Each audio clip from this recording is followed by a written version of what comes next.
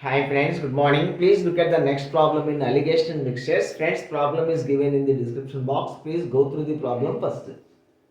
Friends, say the flask contains X ml of 20% acid.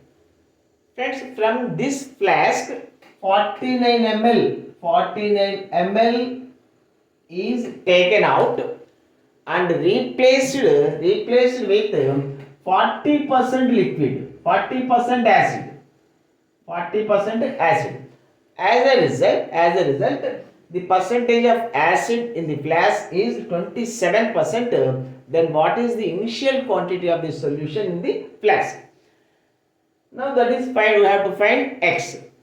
Friends, this problem can be solved by applying rule of alligation. By rule of alligation, we get the quantities ratio.